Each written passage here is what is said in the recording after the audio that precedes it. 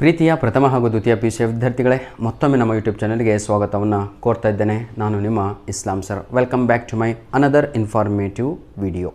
ಇವತ್ತಿನ ಟಾಪಿಕ್ ಬಂದು question tags ಅಂತ ಆಗಿರುತ್ತೆ. ಕ್ವಶನ್ ಟ್ಯಾಕ್ಸ್, ಈ ಕ್ವಶನ್ ಟ್ಯಾಕ್ಸ್ ಟಾಪಿಕ್ಕು ನಮ್ಮ ಫಸ್ಟ್ ಇಯರ್ PUC ವಿದ್ಯಾರ್ಥಿಗಳಿಗೂ ಇದೆ, ಸೆಕೆಂಡ್ ಇಯರ್ PUCಗೂ ಇದೆ, ಕಾಂಪಿಟೇಟಿವ್ ಎಕ್ಸಾಮ್ಸ್ಗೂ ಕೂಡ ಇದೆ, ಹಾಗೂ CTET ಎಕ್ಸಾಮ್ಗೂ ಕೂಡ ಇದೆ. ಹಾಗಿದ್ರೆ ಈ ಕ್ವಶನ್ ಟ್ಯಾಕ್ಸ್ ಅಂದರೆ ಏನು ಅಂತ ಎಲ್ಲೂ ಕೂಡ ನಿಮಗೆ ಕೇಳಲ್ಲ.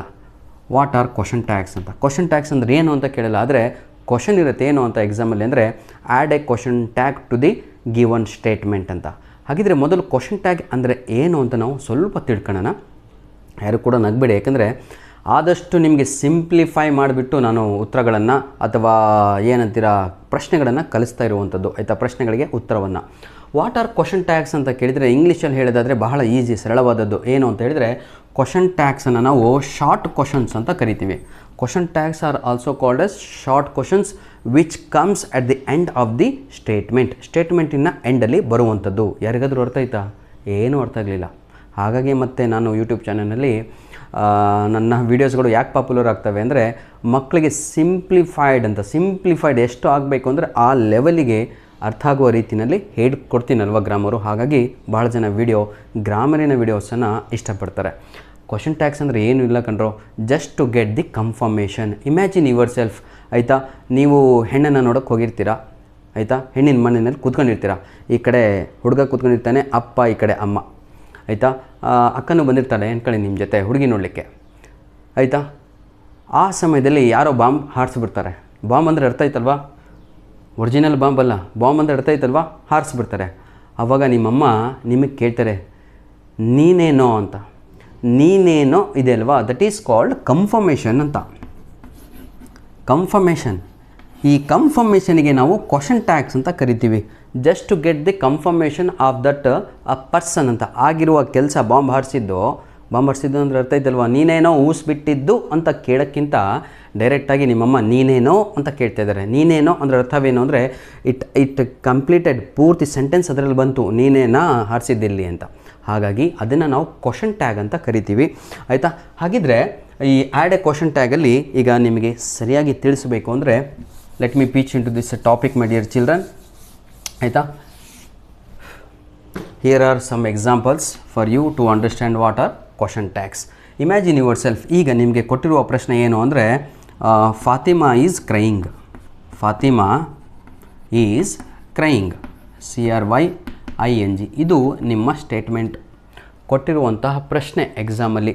ಹಾಗಿದ್ರೆ ಆ್ಯಡ್ ಎ ಕ್ವಶನ್ ಟ್ಯಾಗ್ ಅಂತ ಇರುತ್ತೆ ಬ್ರ್ಯಾಕೆಟಲ್ಲಿ. ಈ ರೀತಿಯಾಗಿ ಬ್ರ್ಯಾಕೆಟ್ ಹಾಕಿಬಿಟ್ಟು ಆ್ಯಡ್ ಎ ಕ್ವಶನ್ ಟ್ಯಾಗ್. ಈ ಪ್ರಶ್ನೆಗೆ ಉತ್ತರವೇನು ಅಂತ ಹೇಳಿದರೆ ನೀವು ಎಕ್ಸಾಮಲ್ಲಿ ಈ ರೀತಿ ಬರೀಬೇಕು. ನೋಡಿ ಆನ್ಸರ್ ಏನು ಅಂದರೆ ಫಾತಿಮಾ, ನೋಡಿ ಈ ರೀತಿಯಾಗಿ ಎಕ್ಸಾಮಲ್ಲಿ ಬರೀಬೇಕು.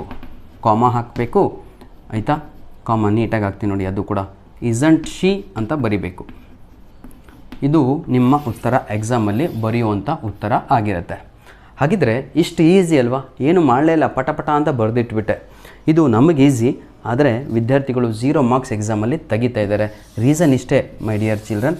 ರೀಸನ್ ಏನಕ್ಕೆ ಅಂತ ಹೇಳಿದರೆ ಕ್ವಶನ್ ಟ್ಯಾಗ್ಸಲ್ಲೇ, ಆಯಿತಾ, ಟೈಪ್ಸ್ ಆಫ್ ಕ್ವಶನ್ ಟ್ಯಾಗ್ಸ್ಗಳು ಇದ್ದಾವೆ. ಒಂದು ಬೇಸಿಕ್ ಕ್ವಶನ್ ಟ್ಯಾಗ್ಸು ಇದೆ, ಸ್ವಲ್ಪ ಡಿಫಿಕಲ್ಟು ಕೂಡ ಬರುತ್ತೆ. ಇದರಲ್ಲಿ ಫಾರ್ ಎಕ್ಸಾಂಪಲ್ ನಾನು ಸ್ವಲ್ಪ ಇಲ್ಲಿ ಬರೆದುಬಿಡ್ತೀನಿ. ಸ್ಟೇಟ್ಮೆಂಟ್ಸ್ ಕೂಡ ಇದೆ. ಸ್ಟೇಟ್ಮೆಂಟ್ಸ್ ಕ್ವಶನ್ ಟ್ಯಾಗ್ ಇರುತ್ತೆ. ಸ್ವಲ್ಪ ಸ್ಪೆಷಲ್ ಕ್ವಶನ್ ಟ್ಯಾಗ್ಸ್ ಕೂಡ ಇರುತ್ತೆ, ಚೇಂಜ್ ಆಗಿಬಿಡುತ್ತೆ.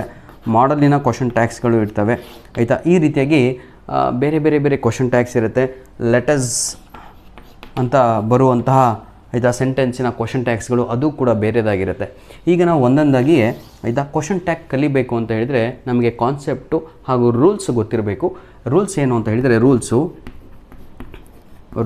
ಆಯಿತಾ. ಫಸ್ಟ್ ರೂಲ್ ಏನು ಹೇಳುತ್ತೆ ಅಂದರೆ use helping verbs to make.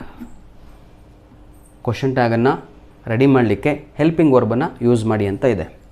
If helping verbs are absent or missing, absent ಇದ್ದರೆ ಯೂಸ್ ಡೂ ಫಾರ್ಮ್ ವರ್ಬ್ಸ್ ಅಂತ ಇದೆ. Clear my dear? ಹಾಗಿದ್ರೆ ಹೆಲ್ಪಿಂಗ್ ವರ್ಬ್ ಅಂದರೆ ಏನು ಅಂತ ಗೊತ್ತಿರಬೇಕು. ಹೆಲ್ಪಿಂಗ್ ವರ್ಬ್ ಅಂತ ಹೇಳಿದರೆ ನೋಡಿ, ಹೆಲ್ಪಿಂಗ್ ವರ್ಬ್ಸ್ ಅಂತ ಹೇಳಿದರೆ ಈಸು, ಆ್ಯಮು, ಆರ್, ವಾಸ್, ವರ್, ಆಯಿತಾ. ನೋಡಿ ಎಷ್ಟಾಯಿತು? ಬಿ, ಆಯಿತಾ. ನೋಡಿ ಹೀಗೆ ನಾವು ಬರೀತಾ ಹೋದರೆ ಡೂ, ಡಸ್, ಡಿಡ್, ನೋಡಿ ಹ್ಯಾವ್, ಹ್ಯಾಸ್, ಹ್ಯಾಡ್, ಈ ರೀತಿಯಾಗಿ ಬರ್ತಾ ಇರುವಂಥದ್ದೆಲ್ಲದೂ ಕೂಡ ಹೆಲ್ಪಿಂಗ್ ವರ್ಬ್ಸ್ ಆಗಿರುತ್ತೆ. ಈ ಹೆಲ್ಪಿಂಗ್ ವರ್ಬ್ಸ್ ಮಿಸ್ ಇತ್ತು ಅಂದರೆ ಸೆಂಟೆನ್ಸಲ್ಲಿ, ಕೊಟ್ಟಿರುವ ಸೆಂಟೆನ್ಸಲ್ಲಿ ಹೆಲ್ಪಿಂಗ್ ವರ್ಬ್ ಮಿಸ್ ಇತ್ತು ಅಂದರೆ ಆ ಸಮಯದಲ್ಲಿ ತಾವುಗಳು ಡೂ ಫಾರ್ಮ್ ವರ್ಬ್ಸನ್ನು ಯೂಸ್ ಮಾಡಬೇಕು. ಆ ಡೂ ಫಾರ್ಮ್ ವರ್ಬ್ಸನ್ನು ನಾವು ಡೂ, ಡಸ್, ಡಿಡ್ ಅಂತ ಕರಿತೀವಿ. Clear my dear children? ಎಲ್ಲರಿಗೂ ಕೂಡ ಅರ್ಥ ಆಯಿತು ಅನಿಸುತ್ತೆ. ಹೆಲ್ಪಿಂಗ್ ವರ್ಬ್ ಆಬ್ಸೆಂಟ್ ಇದ್ದರೆ ಡೂ, ಡಸ್, ಡಿಡ್ ಅಂತ ನಿಮ್ಮ ಉತ್ತರದಲ್ಲಿ ಬರಬೇಕು. ಅರ್ಥ ಆಯ್ತಾ? ನೆಕ್ಸ್ಟು ಇನ್ನೊಂದು ರೂಲ್ ಏನಿದೆ ಅಂದರೆ ಥರ್ಡ್ ರೂಲು, ಆಯಿತಾ?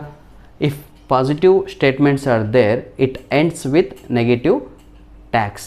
Clear all of you? ನೋಡಿ, if the given question is in positive then answer should come in negative. ಕೊಟ್ಟಿರುವ ಸೆಂಟೆನ್ಸು ಪಾಸಿಟಿವ್ನಲ್ಲಿದ್ದರೆ if the statements are positive answer should come in negative. ಇದನ್ನು vice versa ಅಂತ ಕರಿತೀವಿ. ಏನು ಅಂದರೆ negative sentence ಕೊಟ್ಟರೆ ತಮ್ಮ ಪಾಸಿಟಿವ್ ಆನ್ಸರನ್ನು ಬರೆಯಪ್ಪ ಅಂತ.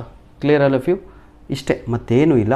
ಈಗ ಇನ್ನೊಂದು ಏನು ಅಂತ ಹೇಳಿದರೆ ಯೂಸ್ ಪ್ರೊನೌನ್ಸನ್ನು ಯೂಸ್ ಮಾಡಬೇಕು. ಎಲ್ಲಿ? ನಮ್ಮ ಉತ್ತರಗಳಲ್ಲಿ ಅಂತ. These are the rules to learn this question tag. Question tag ಒಂದು ಆಲ್ರೆಡಿ ನಿಮಗೆ ನಾನು ಕಲಿಸಿದ್ದೀನಿ. ಈಗ ನಾವು ಆಯಿತಾ ಕರೆಕ್ಟಾಗಿ ಕ್ವಶನ್ ಟ್ಯಾಗು ಯಾವ ರೀತಿಯಾಗಿ ಮಾಡೋದನ್ನು ಆಯಿತಾ ಅದನ್ನು ಕಲಿಯೋಣ ಬನ್ನಿ ಸರ್. ಸಾರಿ ಆಯಿತಾ, ಟೇಕಿಂಗ್ ಮೋರ್ ಟೈಮ್. ಬನ್ನಿ ಒಂದು ಎಕ್ಸಾಂಪಲ್ ಕೊಡ್ತೀನಿ. ಎಲ್ಲರೂ ಪೇಪರು ಪೆನ್ ತಗೊಂಡ್ರೆ ಭಾಳ ಒಳ್ಳೆಯದಾಗುತ್ತೆ ವಿದ್ಯಾರ್ಥಿಗಳೇ. ಈಸಿಯಾಗಿ ಕಲಿಸ್ಬಿಡ್ತೀನಿ. ನೋಡಿ, ಏನೂ ಇಲ್ಲ. ಕ್ವಶನ್ ಟ್ಯಾಗ್ ಅಂದರೆ ಇಟ್ಸ್ ಈಸಿ. ನೋಡಿ, ಇಟ್ ಈಸ್ ಆಯಿತಾ ವೆರಿ ಈಸಿ. ಸ್ವಲ್ಪ ದೂರನೇ ಬರಿತಾ ಇದ್ದೀನಿ. This is the statement. It is very easy ಅಂತ ಇದೆ ಆಯಿತಾ. Which is the verb here? This is the verb. Which is the subject? This is the subject. ಇಷ್ಟೇ. ಕೊಟ್ಟಿರುವ ಸೆಂಟೆನ್ಸು ಪಾಸಿಟಿವ್ನಲ್ಲಿದೆ ಆಯಿತಾ. ಆನ್ಸರ್ ಎದರಲ್ಲಿ ಬರಬೇಕು ಅಂದರೆ ನೆಗೆಟಿವ್ನಲ್ಲಿ ಬರಬೇಕು. Very easy. Interchange the place of subject and verb. ಇದು ಸಬ್ಜೆಕ್ಟು, ಇದು verb. Interchange the place of subject and verb. ಎರಡೂ ಪ್ಲೇಸನ್ನು ಇಂಟರ್ಚೇಂಜ್ ಮಾಡಿ. ಇಂಟರ್ಚೇಂಜ್ ಮಾಡಿದರೆ ಈಸ್ ಈ ಕಡೆ ಹೋಗುತ್ತೆ, ಇಟ್ಟು ಈ ಕಡೆ ಬರುತ್ತೆ. ಒಂದು ಕ್ವಶನ್ ಮಾರ್ಕ್ ಹಾಕಬೇಕು. At the end of our question tag answer we need to add or put question ಮಾರ್ಕನ್ನು ಹಾಕಲೇಬೇಕು. ನೋಡಿ, it is very nice positive sentence. Negative ಆಗಬೇಕು ಅಂದರೆ ಆನ್ಸರು ಅದಕ್ಕೆ ಮಧ್ಯದಲ್ಲಿ ನಾಟ್ ಅಂತ ಸೇರಿಸಬೇಕು. NOT. Clear my dear children? Sorry, not ಅಂತ ಸೇರಿಸಬೇಕಾಗತ್ತೆ. ಹಾಗಿದ್ರೆ ನಾಟ್ ಅಂತ ಸೇರಿಸಬೇಕು ಅಂದರೆ ಇದನ್ನು ಆನ್ಸರಲ್ಲಿ ಈ ರೀತಿಯಾಗಿ ಬರಿಬಾರ್ದು, ಈ ರೀತಿಯಾಗಿ ಆನ್ಸರ್ ಇರಬೇಕು. ಇಸಂಟ್ ಇಟ್ ಅಂತ answer. Isn't it. This is our answer with question mark. ಅರ್ಥ ಆಯ್ತಲ್ವ ಎಲ್ಲರಿಗೂ? ಭಾಳ ಈಸಿ ಕಣ್ರಿ. ನೋಡಿ, ಕೊಟ್ಟಿರುವ ಕ್ವಶನ್ನು first need to identify the given statement is positive or negative. Clear? If the sentence is in negative answer should come in positive. If the given sentence is positive answer should come in negative. ಬಹಳ easy. ಈಗ ಇನ್ನೊಂದು example ತೆಗೆದುಕೊಳ್ತೇನೆ. Last example ಆಯಿತಾ. Video length ಆಗಿಬಿಟ್ರೆ ನೀವು ನೋಡಲ್ಲ, ನನಗೆ ಚೆನ್ನಾಗಿ ಗೊತ್ತು. ನಾನೇ ಖುಷಿ ಆಗಬೇಕಷ್ಟೇ ಆಯಿತಾ. In last video I have given some homework. ಅದನ್ನು ವೇಟ್ ಮಾಡ್ತಾಯಿದ್ದೀನಿ ಎಷ್ಟು ಜನ ಕಮೆಂಟ್ ಮುಖಾಂತರ ಆಯಿತಾ ಎಂಥ ಹೋಮ್ವರ್ಕ್ ಕೊಟ್ಟಿದ್ದೀನಿ ಅಂದರೆ ನಿಜವಾಗಿಯೂ ತಾವುಗಳು ಕೂಡ ಖುಷಿ ಆಗಬೇಕು. ಬನ್ನಿ, ಈಗ ಶಿ ವಾಸ್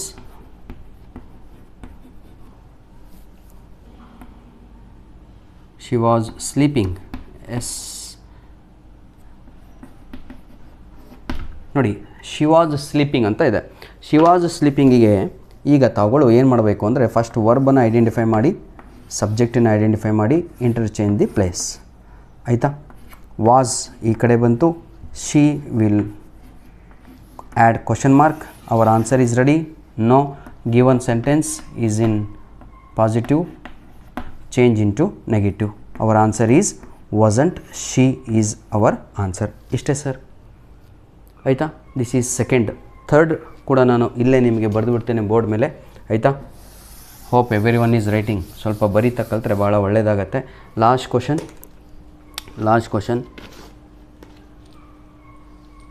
ಸ್ವಲ್ಪಪ್ಪ ಚಾಕ್ ಪೀಸ್ ತಗೊತಾ ಇದ್ದೀನಿ. ನೋಡಿ, Ramu is not a good boy. ಇದು ಥರ್ಡ್ ಟೈಪು, ಕ್ಲಿಯರಾಗಿ ನೋಡ್ಕೊಳ್ಳಿ ಆಯಿತಾ, ಭಾಳ easy. Circle the verb, circle the subject, interchange the place. ತಮ್ಮ ಇದು ಕಲಿಸ್ಲಿಕ್ಕೆ ಬರಿತಾ ಇರೋದು, ಸರ್ಕಲೆಲ್ಲ ಎಕ್ಸಾಮಲ್ಲಿ ಹಾಕ್ಬಾರ್ದು, ತಾವುಗಳು ರೆಡಿ ಆಗಬೇಕು ಅಷ್ಟೇ. ಯಾವ ರೀತಿಯಾಗಿ ಬರುತ್ತಿದ್ದ ಆನ್ಸರ್ ಅಂತ ಕಲಿಸ್ತಾ ಇರೋದು. ಡೈರೆಕ್ಟ್ ಆನ್ಸರ್ ನಾನು ಬರೆದಿದ್ದರೆ ಡೈರೆಕ್ಟಾಗಿ ಈಗ ಆನ್ಸರ್ ಬರ್ತೀನಿ ನೋಡಿ. Answer is this one. ಇದು ಈಸ್ ಹಿ ಹೇಗೆ ಆನ್ಸರ್ ಬಂತು ಅಂತ ಕಲಿಸ್ತಾ ಇದ್ದೀನಿ. This is our answer, right answer ಆಯಿತಾ. ಬಿಕಾಸ್ ಗಿವನ್ ಸೆಂಟೆನ್ಸ್ ನೋಡಿ, ಈಗ ಕೊಟ್ಟಿರುವ ಸೆಂಟೆನ್ಸು ನೆಗೆಟಿವ್ನಲ್ಲಿದೆ. Answer should come in positive. So what I should do, interchange the place of verb and subject. Is ಈ ಕಡೆ ಬಂತು, ರಾಮು ಅಂತ ಇಲ್ಲಿ ಬರುತ್ತೆ. ಆದರೆ ರೂಲ್ಸಲ್ಲಿ ನಿಮ್ಗೆ ಹೇಳಿದೆ ನಾನು, we should not use nouns. ಏನನ್ನು ಯೂಸ್ ಮಾಡಬೇಕು, ಪ್ರನೌನನ್ನು ಯೂಸ್ ಮಾಡಬೇಕು. ರಾಮು ಹುಡುಗ, ಹಾಗಾಗಿ ಹಿ ಅಂತ ಬರ್ಕೋಬೇಕು ರಾಮು ಜಾಗದಲ್ಲಿ. Clear all of you. Ramu ಪ್ಲೇಸಲ್ಲಿ ಏನಂತ ಬರ್ಕೋಬೇಕು, ಹಿ ಅಂತ. ಹಾಗಿದ್ರೆ ಹಿ ಅಂತ ಇಲ್ಲಿ ಬರೀರಿ. One put add a question mark. Answer ready ಇದೆ, ಆದರೂ ಕೂಡ ಬಹಳ ಜನ this is the right answer ನೋಡಿ, is he is the right answer. ಆದರೆ ಬಹಳ ಜನ ಏನು ಮಾಡ್ತಾಯಿದ್ದೀರಾ ಅಂದರೆ ಇಸಂಟ್ ಹಿ ಅಂತ ಬರಿತಾ ಇದ್ದೀರಾ. What is our rule? First rule ಏನು, ಪಾಸಿಟಿವ್ ಸೆಂಟೆನ್ಸ್ ಇದ್ದರೆ ನೆಗೆಟಿವ್ ಸೆಂಟೆನ್ಸ್ ಉತ್ತರ ಬರಬೇಕು. ನೆಗೆಟಿವ್ ಸೆಂಟೆನ್ಸ್ ಕ್ವಶನ್ ಕೊಟ್ಟರೆ ಪಾಸಿಟಿವ್ ಸೆಂಟೆನ್ಸು ಉತ್ತರ ಆಗಿರಬೇಕು. This is hour rule. So this is the wrong answer. ನೀವು ಬರೀತಾ ಇರೋದು ತಪ್ಪು. This is the right answer. Which is the right answer? Is he is the right answer. ಧನ್ಯವಾದಗಳು ವಿದ್ಯಾರ್ಥಿಗಳೇ. ಇದು ಅಷ್ಟು ಈಸಿಯಾಗಿ ಇರಲ್ಲ, ಬ್ಯಾಂಕಿಂಗ್ ಎಕ್ಸಾಮಲ್ಲಿ ಬರುತ್ತೆ. ಅಲ್ಲೇನು ಮಾಡ್ತಾರೆ ಅಂತ ಹೇಳಿದರೆ, ಆ ಕ್ವಶನ್ ನೋಡಿದರೆ ನಿಮಗೆ ಪಾಸಿಟಿವ್ನೋ ನೆಗೆಟಿವ್ನೋ ಅಂತಲೂ ಕೂಡ ಅರ್ಥ ಆಗಲ್ಲ ಆಯಿತಾ. ಅಂತಹ ಪ್ರಶ್ನೆಗಳನ್ನು ಕೊಡ್ತಾರೆ. ನಿಮಗೋಸ್ಕರ 1-2 ಪ್ರಶ್ನೆಗಳನ್ನು ಬೋರ್ಡ್ ಮೇಲೆ ಹಾಕ್ತೇನೆ. ಅದನ್ನು ದಯವಿಟ್ಟು ಕಮೆಂಟ್ ಮುಖಾಂತರ ತಿಳಿಸಿದರೆ ಬಹಳ ಹೆಲ್ಪ್ ಆಗುತ್ತೆ. ಯಾಕಂದರೆ ತಾವುಗಳು ಕಲಿಬೇಕು. ನೋಡಿ, ಫಸ್ಟ್ ಎಕ್ಸಾಂಪಲ್ ಹೋಮ್ವರ್ಕ್. ಕ್ವಶನ್ ಟ್ಯಾಗಿನ homework, I am happy. Second question, I am not happy. Third question, she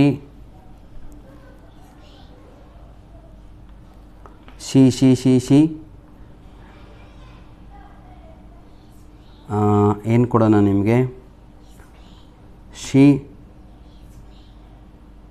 comes hardly HRDLY hardly to school. ಇದನ್ನು ನಿಜವಾಗಿಯೂ ಮಾಡಿಬಿಟ್ರಿ ಅಂದರೆ ಕ್ವಶನ್ ಟ್ಯಾಗ್ ಅರ್ಥ ಆಗಿದೆ ಅಂತ ಅರ್ಥ. I am waiting for your answers because these questions are very very very very important for your annual exam. ಈ ಎಲ್ಲ ಪ್ರಶ್ನೆಗಳು ನಿಮ್ಮ ಯೂನಿಟ್ ಟೆಸ್ಟ್ಗೂ ಹೆಲ್ಪ್ ಆಗುತ್ತೆ, ಆ್ಯನ್ಯುವಲ್ ಎಕ್ಸಾಮಿಗೂ ಹೆಲ್ಪ್ ಆಗುತ್ತೆ, ಕಾಂಪಿಟೇಟಿವ್ ಎಕ್ಸಾಮ್ಸಿಗೂ ಕೂಡ ಹೆಲ್ಪ್ ಆಗುತ್ತೆ. ಓಕೆ, ನಾನು ನಿಮ್ಮ ಉತ್ತರಗಳಿಗಾಗಿ ಕಾಯ್ತಾ ಇರ್ತೇನೆ. ಆವಾಗೇ ನನಗೆ ಗೊತ್ತಾಗೋದು ನನ್ನ ವಿಡಿಯೋಯಿಂದ ನಿಮಗೆ ಹೆಲ್ಪ್ ಆಗಿದೆ, ಅರ್ಥ ಆಗಿದೆ ಪಾಠಗಳು ಅಂತ. ಧನ್ಯವಾದಗಳು. All the best, do well. ದಯವಿಟ್ಟು ನಮ್ಮ ಎಲ್ಲ ವೀಡಿಯೋಸ್ಗಳನ್ನು ನಿಮ್ಮ ಫ್ರೆಂಡ್ಸ್ಗಳಿಗೆ ಶೇರ್ ಮಾಡಿ. ಧನ್ಯವಾದಗಳು. ಇನ್ನೊಂದು ಮುಖ್ಯವಾದ ವಿಷಯ ನನ್ನ ಪ್ರೀತಿಯ ವಿದ್ಯಾರ್ಥಿಗಳೇ, ಈ ವಿಡಿಯೋದ ಡಿಸ್ಕ್ರಿಪ್ಷನ್ ಬಾಕ್ಸಲ್ಲಿ ಗ್ರಾಮರಿನ ಸಂಪೂರ್ಣವಾದ ಲಿಂಕ್ಸ್ಗಳನ್ನು ಕೊಟ್ಟಿರ್ತೇನೆ. ಇಷ್ಟೆಷ್ಟು ವಿಡಿಯೋ ನೋಡೋದ್ರಿಂದ ಪರ್ಫೆಕ್ಟ್ ಆಗ್ತೀರಾ ಅಂದರೆ ಅದು ಮೂರ್ಖರು ಅಂತ ಹೇಳ್ತಾರೆ ಆಯಿತಾ. ಅದರಿಂದ ನೀವು ಪರ್ಫೆಕ್ಟ್ ಆಗ್ತೀರಾ ಅಂದರೆ ರೈಟಿಂಗ್ ಪ್ರಾಕ್ಟೀಸ್ನಿಂದ ಅಂತ. ಒಂದು ಪೆನ್ನು ಪೇಪರ್ ಇಟ್ಕೊಂಡು ಇವತ್ತು 10 ಕ್ವಶನ್ ಟ್ಯಾಗ್ಸ್ಗಳನ್ನು ಸಾಲ್ವ್ ಮಾಡಿ. ನಿಮ್ಮ ಟೆಕ್ಸ್ಟ್ ಬುಕ್ಕಲ್ಲಿರುತ್ತೆ ಅಥವಾ ನಿಮ್ಮ ಗ್ರಾಮರ್ ಬುಕ್ಕಲ್ಲಿರುತ್ತೆ ಅಥವಾ ಗೈಡಲ್ಲಿರುತ್ತೆ. ಕ್ವಶನ್ಸ್ಗಳನ್ನು ಬರ್ಕೊಂಡು ಅಥವಾ ಓಲ್ಡ್ ಕ್ವಶನ್ ಪೇಪರ್ಸಲ್ಲಿರುತ್ತೆ. ಅಂತಹ ಪ್ರಶ್ನೆಗಳನ್ನು ಬರ್ಕೊಂಡು ಏನಾದರೂ ಡೌಟ್ ಇದ್ದರೆ ಕಮೆಂಟ್ ಮುಖಾಂತರ ತಿಳಿಸಿ ಅಂತ ಹೇಳ್ತಾ ವಿಡಿಯೋನ ಇಲ್ಲಿಗೆ ಮುಗಿಸ್ತಾ ಇದ್ದೇನೆ. ಧನ್ಯವಾದಗಳು. ವಿಡಿಯೋ ಹೇಗಿತ್ತು ಅಂತಲೂ ಕೂಡ ಕಮೆಂಟಲ್ಲಿ ತಿಳಿಸಿ. ಒಂದು ಲೈಕ್ ಬಟನ್ನು ಹಾಗೂ ಕಮೆಂಟಲ್ಲಿ ನಿಮಗೆಲ್ಲರಿಗೂ ಕೂಡ ಹೈಪ್ ಅಂತ ಬರ್ತಾ ಇದೆ, ಅಲ್ಲಿ ದಯವಿಟ್ಟು ನಮಗೆ ಆ ಪಾಯಿಂಟ್ಸನ್ನ ಕ್ರೆಡಿಟ್ ಮಾಡಿ ಅಂತ ಹೇಳ್ತಾ ವಿಡಿಯೋನ ಇಲ್ಲಿಗೆ ಮುಗಿಸ್ತಾ ಇದ್ದೇನೆ. God bless you all the best. Health is wealth. ಚೆನ್ನಾಗಿ